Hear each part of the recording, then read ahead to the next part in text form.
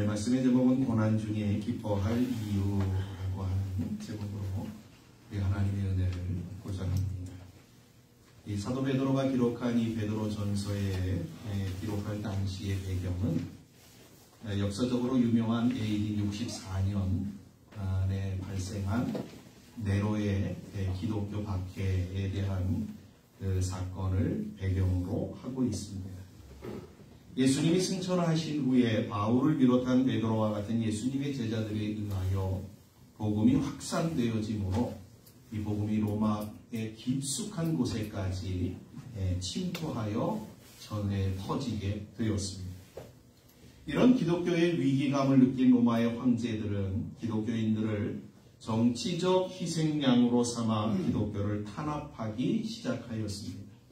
대표적인 기독교 탄압이 여러분 잘 아시는 것처럼 10대 박해 이렇게 해서 우리가 중고등학교 때 배웠던 것 같습니다. 물론 이 10대 박해라고 해서 10번만 박해가 일어난 것은 아니고요. 가장 대표적인 박해를 꼽은 것을 알 수가 있습니다. 그러한 박해 가운데서도 가장 심한 박해의 시기였던 것은 바로 네로 황제가 황제로 있을 때였다라고 하는 사실을 우리는 드라마나 영화를 통해서 많이들 보셨을 것입니다. 대표적인 것이 로마의 시가에 불이 났을 때에 이 책임을 누구에게 돌릴 것인가 라고 하는 것을 네로가 기독교인들에게 이 책임을 돌렸습니다. 그들이 나라를 전복하기 위하여 이 로마 시내에 불을 질렀다라고 하며 아주 기독교에 대하여 적극적으로 핍박하고 박해하는 이러한 사건이 벌어졌습니다. 로마 제국의 심각한 박해 상황에서 사도 베드로는 흩어져 있는 성도들에게 고난 중에도 성도들이 고난 중에서 어떻게 신앙생활을 해야 되고 또 어떠한 자세를 취하여야 하는가를 교훈해 주기 위하여서 지금 이 편지를 그들에게 보내어 주고 있는 것입니다. 이것은 이 말씀을 성경에 기록하여서 이 말세를 살아가고 있는 우리에게 이 말씀을 주신 이유 또한 이 마지막 때에 일어날 성도의 고난에 대하여 우리로 하여금 바르게 대처하고 또 그 삶 속에서 정말 승리하는 신앙인들이 되어지기 위하여 이 말씀을 기록하여 우리에게 증거하고 있다라고 하는 것입니다. 먼저 사도 베드로는 성도가 환난과 시험 중에도 기뻐해야 된다 이렇게 이야기하고 있습니다. 아니 어떻게 그 고난을 받고 어려움들이 있는데 기뻐할 수 있습니까? 보통 세상 사람들은 이렇게 아마 반문할 것입니다. 그러나 우리는 분명한 저와 여러분들은 오늘 이 말씀을 통하여서 우리가 세상 사람들이 아니 어떻게 어려움 가운데 있는데 어떻게 우리가 기뻐하고 감사할 수 있습니까? 이렇게 답변하는 분들에게 대답할 말을 갖고 가셔야만 합니다. 성경이 우리에게 성도는 어떠한 존재인가라는 사실들을 시작하여서 우리가 환난과 고난 가운데서도 기뻐할 수 있는 이유에 대하여 우리에게 설명하고 있습니다. 그런데 오늘 말씀해 보시면 베드로는 성도가 환난과 시험 중에도 기뻐해야 될 이유들을 설명하기에 앞서 먼저 그가 행동을 취하고 있는 내용 하나가 있음을 발견하게 되어집니다. 본문 3절에 보니까 이렇게 기록하고 있습니다. 우리 주 예수 그리스도의 아버지 하나님을 찬송합니다. 이 사도 베드로는 이 성도들이 환난 가운데서 기뻐해야 될 이유들을 설명하기에 앞서 그는 어떠한 말로 이 이야기들을 시작하고 있냐면 우리 하나님 아버지를 찬송합니다. 이렇게 시작하고 있다라고 하는 것입니다. 여러분 베드로가 하나님을 찬양하는 데는 그만한 이유가 있겠죠. 왜 베드로는 이러한 역경 가운데 있는 이 성도들에게 편지를 쓰는 이 상황 속에서 그는 하나님 앞에 먼저 찬양하고 있던 것이었을까요? 그것은 이러한 이 환난과 시험 속에서도 하나님께서 어떻게 그의 택한 성도들을 위하여서 하나님이 일하실 것인가 라는 것을 베드로가 알고 있었기 때문이었습니다. 또 있습니다. 이 환난을 통하여서 환난을 통과한 모든 성도들에게 하나님이 어떻게 그들을 대하시고 어떻게 그들에게 정말 하나님께서 은혜와 복을 베풀어 주실 것인가 라고 하는 사실들을 그는 알고 있었기 때문에 그는 하나님을 찬양하고 있는 것입니다. 바울도 에베소서에서 하나님의 위대한 계획들을 설명하면서 가장 먼저 한 일이 뭐냐면 하나님을 찬송할 수밖에 없습니다 라고 하며 하나님을 찬양한 것을 우리가 에베소서 1장을 통해서 확인하게 되었습니다. 왜 그렇습니까?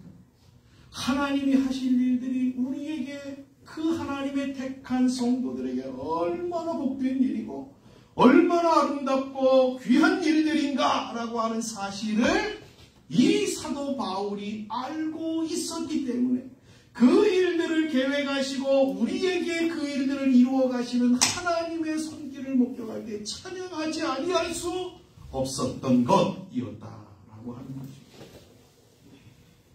여러분, 하나님이 우리를 향하여 펼쳐내시는 일들은 우리는 가히 상상할 수 없는, 가히 짐작할 수 없는, 우리가 전혀 생각하지 못한 놀라운 일들로 하나님은 계획하시고 일하시는 하나님이시다라는 사실을 꼭 기억하셨으면 좋겠습니다.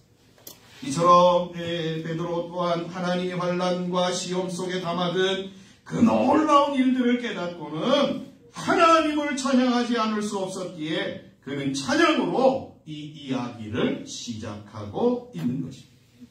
여러분, 고린도후서 4장 17절에 정말 이 귀한 말씀이 하나 있는데 이렇게 증거하고 있습니다. 우리가 잠시 받는 환난에 경한 것이 지극히 크고 영원한 영광에 중한 것을 우리에게 이루기 위함이다. 이렇게 들려주고 있는 것입니다. 여러분, 성도에게 주시는 하나님의 환난은 우리에게 더 큰 하나님의 놀라움과 더 큰 하나님의 영광과 하나님의 위대한 계획들을 이루시기 위한 하나님의 발걸음이다 라는 사실을 저와 여러분들이 기억하셔야만 될 줄 믿습니다.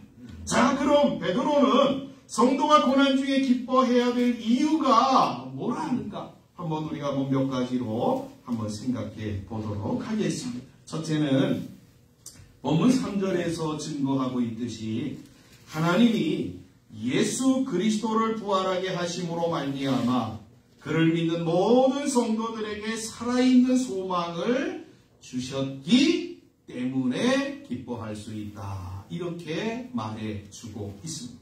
한번 3절을 한번 다시 볼까요? 네, 한번 제가 읽겠습니다. 우리 주 그 예수 그리스도의 아버지 하나님을 찬송하리로다.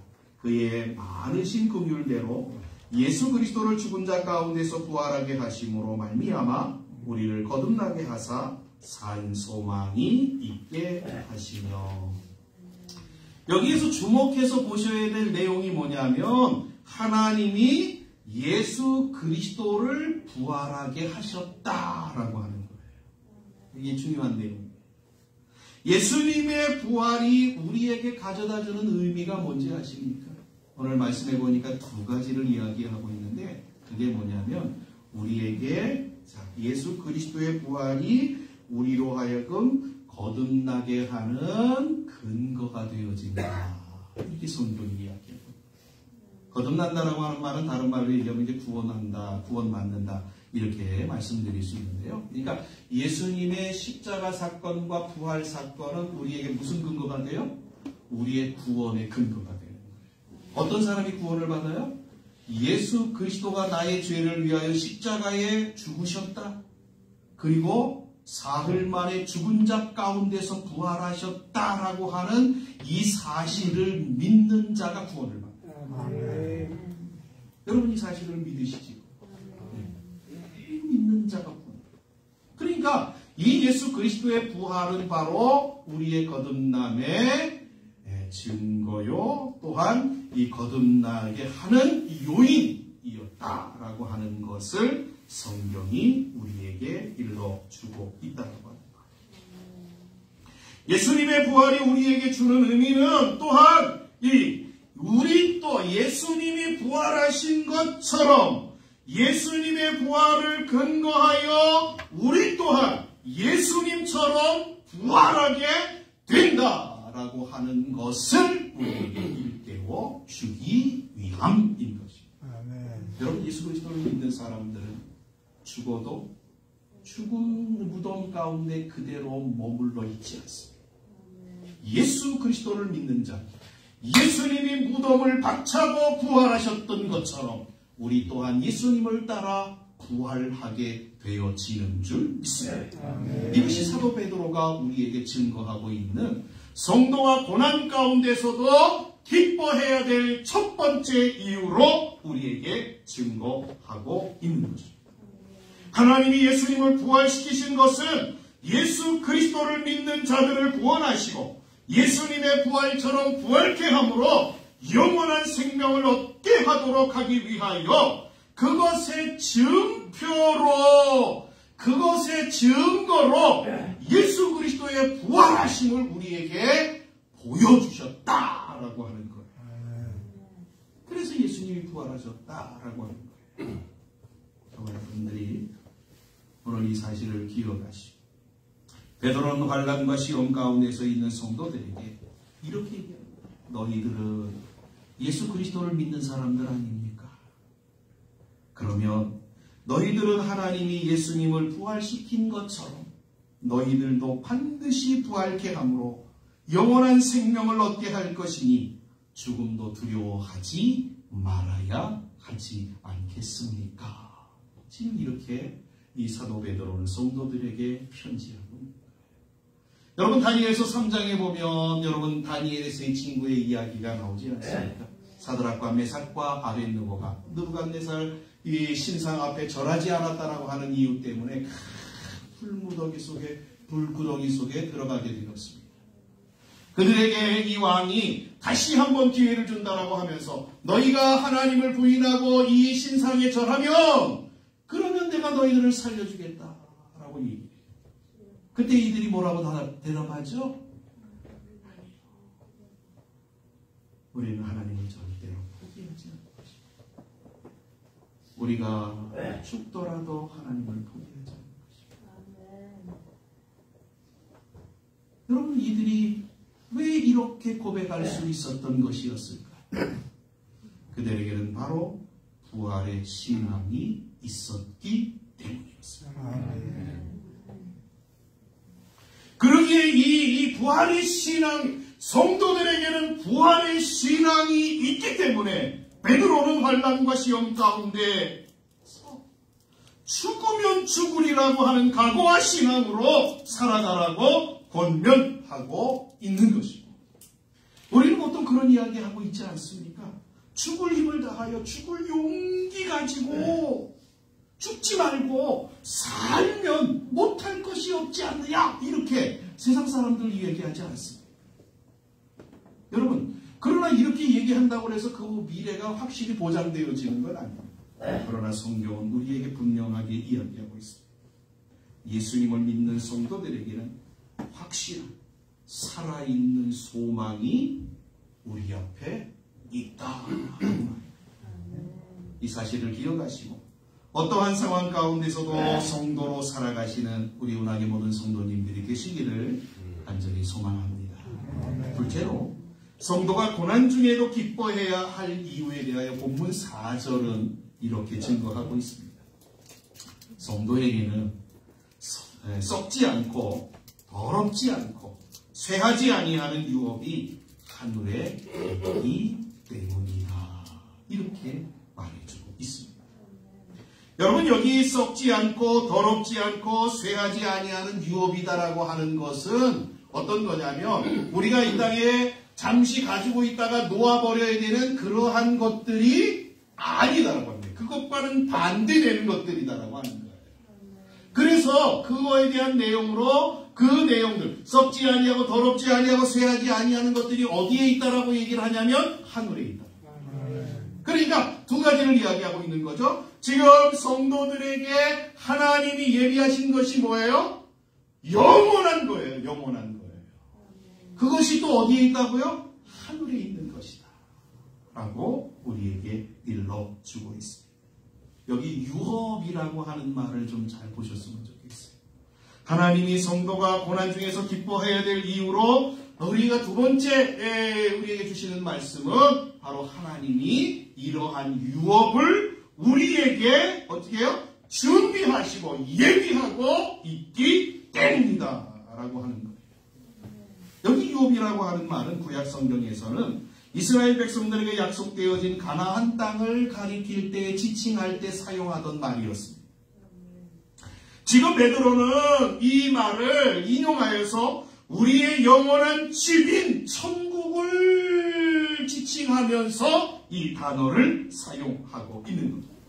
또한 유업이라고 하는 말은 하나님이 환난과 시험을 통과한 자들에게 허락하시는 놀라운 하나님의 영광과 은혜를 가리키는 말로 하나님의 모든 것을 상속한다라는 의미가 담겨져 있습니다. 사도 바울 또한 에베소서 1장에서 성도들을 위해서 기도하는 내용 가운데 이런 기도를 하고 있습니다.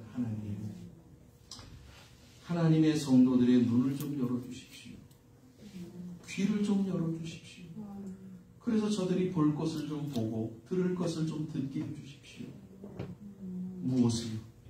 하나님이 이들을 향하여서 계획하신 것들이 무엇이고 하나님이 이들을 위하여서 그 계획하신 것들을 어떻게 이루어 가시고 하나님이 이들을 위하여 그 계획하신 것들의 결말을 어떻게 하나님이 만들어내시는가를 이들이 알 수 있도록 하나님 눈과 귀를 열어주십시오. 지혜의 마음을 주시옵소서. 계시의 정신을 주시옵소서. 바울은 이렇게 기도하고 있습니다. 왜요? 그거 알면 이 땅의 환난 가운데서도 너희 기뻐할 수 있기 때문이지 않겠습니까? 사도 베드로 또한 오늘 우리에게 동일한 이야기로 우리에게 들려주고 있는 거예요. 여러분 세상 가운데서 우리가 환난 받는 거 잠시예요. 우리가 고난 가운데 있는 거 잠시예요. 이 고난 뒤에 여러분들이 바라봐야 될 것은 그 환난을 직시하고 그거 바라보고 그 상황 가운데서 연연하는 것이 아니라 눈을 들어서 하늘을 바라보는 거예요. 눈을 들어서 하나님 바라보는 거예요. 저 위에 계신 하나님을 바라볼 때에 하나님께서 우리를 향하여 갖고 계신 계획과 섭리와 그 모든 것들을 우리가 알 수 있고 볼 수 있게 되는 거예요. 사도 베드로는 이렇게 성도들을 위로하고 그들에게 힘을 복돋아 주고 있는 거예요. 여러분, 그러게 많은 베드로는 성도들로 하여금 환난과 시험에서 정말로 기뻐할 수 있는 이유, 여러분 현실이 아니에요. 하나님을 바라보는 것이다라고 우리에게 이야기해 주고 있는 겁니다. 저는 여러분들이 이렇게 좀 사셨으면 좋겠어요. 제가 한 가지 예를 들어서 말씀을 드릴게요. 여러분 정말 이렇게 좀 사셨으면 좋겠어요.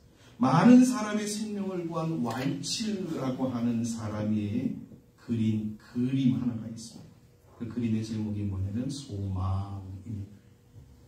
그 그림의 내용이 이렇습니다. 둥근 지구 위에 어떤 젊은 여인이 홀로 외롭게 앉아 있습니다. 자세히 그 여인을 살펴봤더니 눈에 수건 같은 거를 이렇게 감싸고 있는 거예요. 눈이 안 보이는 거예요. 또한 가슴에는 작은 비파를 하나 이렇게 들고 있는데 그 비파의 줄이 거의 다 끊어져서 이제 한 줄밖에는 남지 않은 상태입니다. 그 여인의 뒤에서 희미한 별 하나만 그 여인을 반짝하며 비추고 있습니다. 그런데 이 여인은 그러한 상황 가운데서도 비파에 하나밖에 남지 않은 한 줄밖에 남지 않은 그 비파의 줄을 튕기며 노래를 하고 있어요. 여러분, 이 내용이 무슨 얘기를 하고 있는 거냐면 이거죠. 하나의 남은 희망이라도 끝까지 놓치지 말고 잡아야 된다. 이런 이야기를 하고 있는 겁니다. 여러분, 인생의 모든 소망이 다 끊어져도 우리에게는 유일한 소망의 줄이 있지 않습니까? 어떤 소망의 줄인지 다 아시지요? 하나님이라고 하는 소망. 하나님이라고 하는 이 소망의 줄을 저와 여러분들이 놓치지 아니하고 살아가시기를 주님의 이름으로 간절히 축복합니다.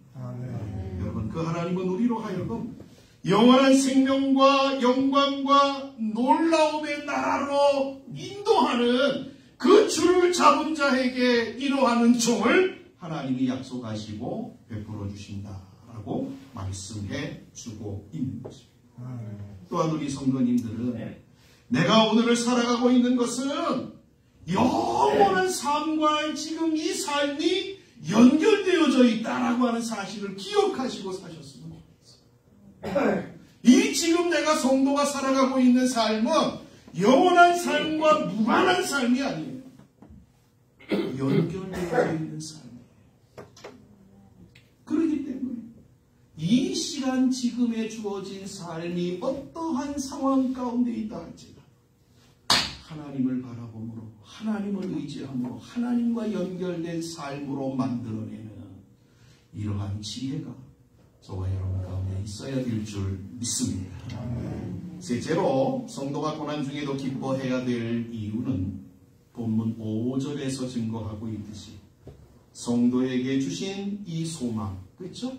하나님이 썩지 아니하고 쇠하지 아니하고 더럽지 아니한 이 기업을 우리에게 주시기 위하여서 하나님은 그분의 능력으로 성도들을 끝까지 보호하시기 때문이다 라고 베드로는 증거하고 있습니다. 그렇죠? 우리는 신학교에서는 이걸 뭐라고 얘기를 하냐면 성도의 견인 이렇게 얘기를 해요. 그렇죠? 하나님은 그의 택한 자들을 끝까지, 주님 만날 때까지, 주님 앞에 설 때까지 지켜주신다, 보호해주신다. 여러분, 저와 여러분들이 예수 그리스도를 믿고 하나님의 자녀가 되어졌고 구원의 은총을 받은 분들이라고 한다면 여러분 반드시 기억하십시오. 하나님은 우리의 남은 모든 생에 우리의 걸음걸음들을 지켜 보호하신다는 사실입니다. 여러분, 이러한 믿음으로 살아가시기를 주님의 이름으로 간절히 축복합니다. 여기 보호한다라고 하는 말은 어떠한 말이냐면 군사용어입니다. 군사용어인데 어떤 말이냐면 적이 공격할 때 적의 공격으로부터 시민들을 보호하기 위하여 만들어 놓은 방공호와 같은 요새, 이 거 안에 사람들을 다 피신시켜서 거기에서 머물게 한다라고 하는 의미가 담겨져 있습니다. 그러니까 하나님이 보호한다라고 하는 이 말은 성도의 적인 사탄의 공격 앞에서 우리로 하여금 온전히 아무런 피해나 아무런 손상이나 아무런 어떠한 흔적이 일어나지 아니하도록 우리를 방어하신다라고 하는 뜻인 것입니다. 여러분, 성도의 적인 사단이 성도들을 공격하는 이유가 뭔지 아십니까? 하나님의 은혜를 뺏어가려고 합니다.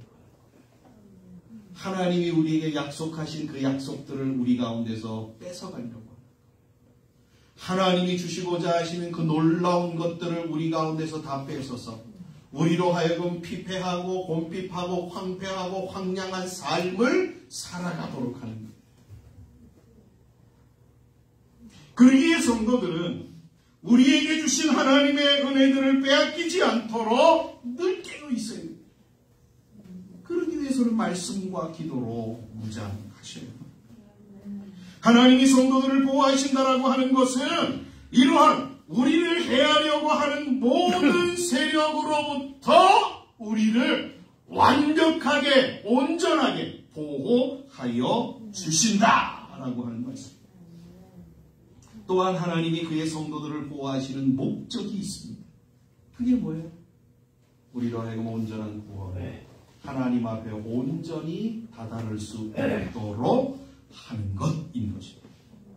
완전한 구원이란 한 번의 승리가 아니라 최종적인 승리를 가리키는 말입니다. 예수님이 재림하실 때 우리에게 소망을 약속하신 그 하나님 앞에 담대히 설 수 있도록 우리를 인도하시는 것만. 여러분, 사도 바울은 하나님의 보호에 대하여서 로마서 8장에서 우리에게 이렇게 얘기하고 있어요. 잘 들어보십시오. 하나님의 사랑에서 세상에 있는 그 어떤 것들, 하늘에 있는 것이나 땅에 있는 것이나 천사들이나 권세자들이나 어떠한 것들이라도 우리를 사랑하시는 하나님의 사랑에서 절대로 끊을 수 없다. 이게 하나님의 보호하심의 가장 아주 저는 적합한 말이다라고 말씀드리고 싶습니다. 어떠한 것도 하나님이 우리를 보호하십니다. 여러분 이러한 말씀 들으면 우리가 성도가 얼마나 당당해질 수 있겠습니까? 우리가 정말 하나님이 나를 보호하십니다. 우리는 이러한 담대함을 갖고 저와 여러분들이 세상 가운데로 나아가셔야 될 줄 믿습니다. 여기에서 아주 중요한 것이 있습니다. 그것은 하나님의 보호가 어떠한 사람들에게 있느냐라고 하는 거예요. 하나님의 보호가 어떠한 사람들에게 있느냐라고 하는 거예요.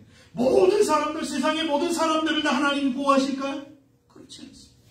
여러분 본문 5절에 보니까 이렇게 얘기해요. 믿음으로 말미암아 이렇게 증거하고 있어요. 이게 무슨 얘기냐면 하나님의 보호는 어떠한 사람들에게 주어지는 거냐면 믿음 안에 있는 사람들에게 하나님의 보호가 적용되어진다는 거예요. 하나님을 모르고 하나님을 불신하는 사람들은 여러분 긍휼의 대상이에요. 하나님이 사랑을 베풀고 자비를 베풀어야 될 안타까운 대상이지 그들은 보호의 대상이 아니에요. 아셔요? 그러나 하나님의 택한 그의 성도들 자녀들은 하나님이 어떠한 사람들이에요? 그들은 보호의 대상이에요. 그들은 하나님이 반드시 지키시는 대상이라는 거예요. 믿음은 하나님의 선물이기에 믿음이 있다라고 하는 것은 하나님의 은혜가 주어졌다라고 하는 말이기도 합니다. 히브리서 11장 1절은 믿음에 대하여 이렇게 증거하고 있죠. 믿음은 세상의 눈으로는 볼 수 없는, 세상의 눈으로는 보이지 않는, 그러나 하나님 안에서는 볼 수 있는 눈, 그것이 바로 믿음이다. 아멘. 여러분 하나님이 우리에게 믿음을 선물로 주시고 우리가 하나님을 믿는다라고 하는 것은 어떠한 것이 우리에게 있어야 되냐면 이거예요. 우리의 눈에 보이지 아니하는 영원한 하나님의 약속, 오늘 사도 베드로를 통해서 우리에게 들려주고 있는 이 말씀들이 우리에게는 믿어지는 것들이에요. 믿어진다.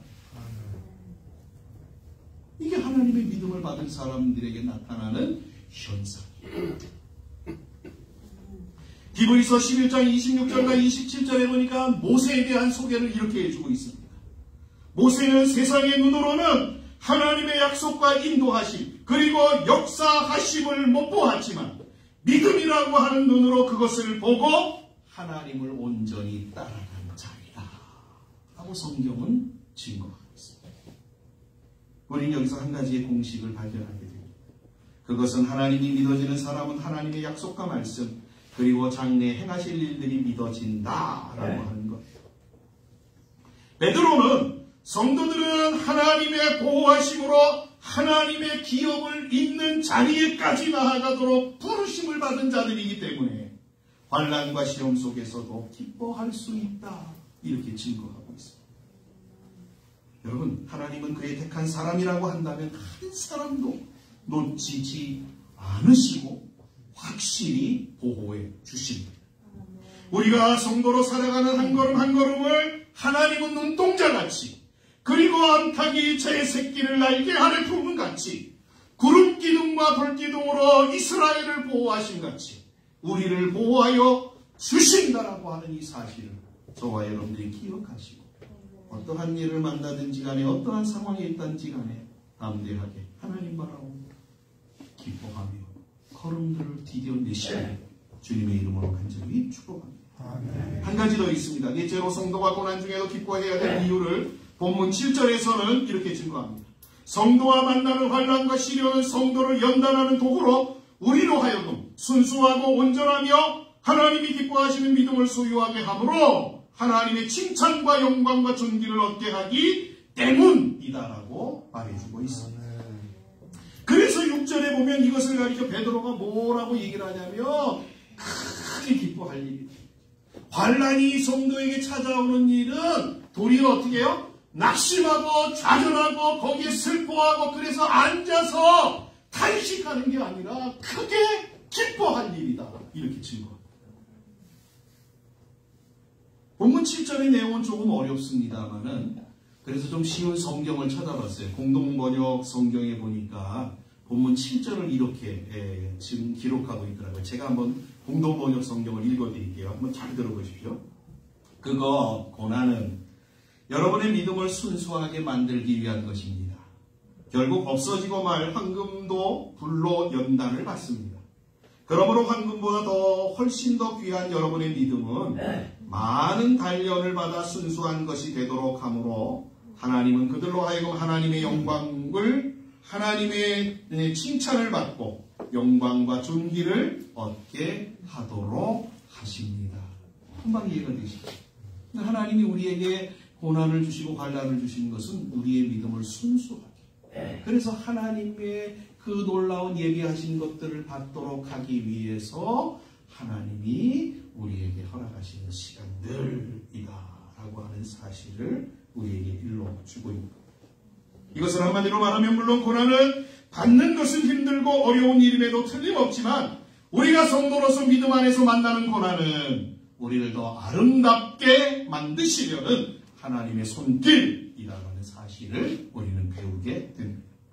고난을 통하여 성도의 믿음이 순수하게 된다고 하는 것은 얼마나 인간이 하나님 앞에서 악하다라고 하는 것을 보여주고 있는 겁니다. 또한 인간은 고난이라는 것을 만날 때 자신을 돌아보고 자신의 연약함과 자신의 추악함을 발견하고 하나님을 의지하기 때문인 것입니다. 그러기에 고난은 사실은 성도에게는 필수 과목입니다. 그래서 히브리 기자는 뭐라고 얘기를 하면 고난이 없으면 가짜 아들이다. 이렇게 얘기하고 여러분 분명한 것은 이겁니다. 아무리 힘든 고난이 주어진다 할지라도 하나님은 성도들을 죽이시고 망하게 하기 위하여 그 고난을 허락하지 않으신다는 거죠.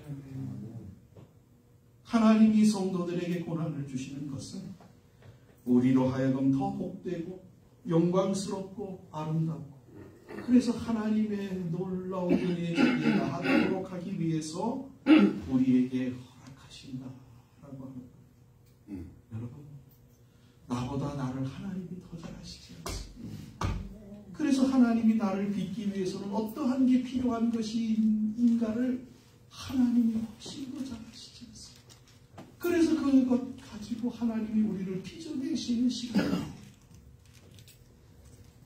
여러분 이러한 사실 앞에서 성도는 그래서 어떠한 일들을 만나든지 간에 우리는 하나님이 나에게 유익을 주시기 위해서 지금 이 일들을 나에게 펼쳐내시는 거라고 하시면서 감사함으로 기쁨으로 주어진 시간들을 맞이해야 될 줄 믿습니다. 말씀을 정리합니다. 예수 믿는 성도들의 소망이 이 세상에서 잘 먹고 잘 사는 것만이 목적이라고 한다면 지금 베드로 사도가 우리에게 말하여 주고 있는 내용들은 우리에게 소망이 될 수 없습니다. 그러나 영원한 것들의 소망을 가지고 계신 분들에게는 이러한 내용의 말씀은 우리에게 위로가 되고 힘이 되고 능력이 되는 말씀에 틀림이 없습니다. 다시 한번 말씀드리지만 하나님이 우리를 성도로 부르신 것은 영원한 하나님의 영광을 기업으로 얻도록 하시기 위해서 부르신 겁니다. 물론 하나님은 우리의 사는 날 동안에도 이스라엘을 구름 기둥과 불 기둥으로 인도하여 주신 것처럼 신발이 닳지 않도록 그리고 발이 붙지 아니하도록 옷이 헤어지지 아니하도록 그들을 인도해 주신 것처럼 우리 또한 그렇게 인도해 주실 것입니다. 그러나 우리의 사는 날 동안에 주시는 하나님의 은혜는 영원한 영광과 비교하면 그림자에 불과해요. 여러분 조심해야 될 게 뭐냐면, 신자들이 조심해야 되는 게 뭐냐면 그림자를 따라가는 거예요. 그림자를 쫓아가는 거예요. 그림자가 마치 실체인 것처럼 여기면서 신앙생활하는 거예요. 이게 신앙생활의 가장 위험한 거예요. 여러분, 하나님이 우리에게 주시는 것은 영원한 영광에 대한 그림자로 주는 거예요. 이 사실을 기억하시고, 정말 우리 성도님들은 한 번도 실수하지 않으라. 끝까지 주님 바라보시고 주님 의지하고, 이러한 상황 환난 가운데서도 하나님이 우리에게 예비하신 이 모든 것들을 소망하고 남은 생애를 저와 여러분이 살아가시고 주님 앞에 잘했다 칭찬받고 인정받고 주님 앞에 섰을 때 정말 기쁨으로 주님을 만나는 복된 성도들이 다 되어지시기를 주님의 이름으로 간절히 축복합니다. 아멘. 기도하겠습니다. 하나님 감사합니다.